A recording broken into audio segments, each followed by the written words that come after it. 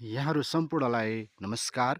अहिले हामी सङ्क्रान्ति बजारबाट छोटी बजार जाने बाटोमा रहेको तिल्हाङ चौतारामा आइपुगेका छौँ र यसलाई डङ्खुरी चौतारो भनेर पनि चिन्ने गरिन्छ।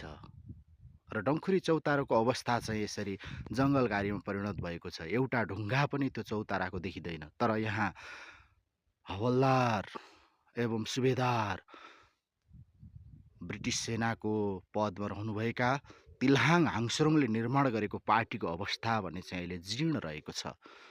र यो पार्टीमा पहिले बजारको दिन भव्य बजार लाग्ने र यहाँ सङ्क्रान्ति बजार आवत जावत गर्ने व्यक्तिहरूको चाहिँ यसो बस्ने खाजा खाने ठाउँ थियो भने अहिले यसको अवस्था यसरी जीर्ण रहेको छ, भत्किन थालेको अवस्था छ। यसलाई हामीले बेलैमा संरक्षण गर्न सकेनौँ भने यो एउटा यहाँ तिल्हाङको पार्टी थियो भन्ने इतिहास मात्रै रहन जान्छ।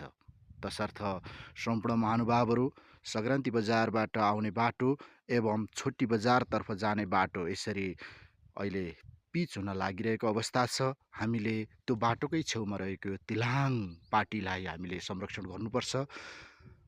8 राई गाउँपालिका वडा नम्बर 2 लिङदेनमा बसोबास गर्नुहुने तिल्हाङले निर्माण गर्नुभएको यो पार्टी एउटा 8 राईको गहनाको रूपमा एवं ऐतिहासिक धरोहरको रूपमा चाहिँ रहेको छ।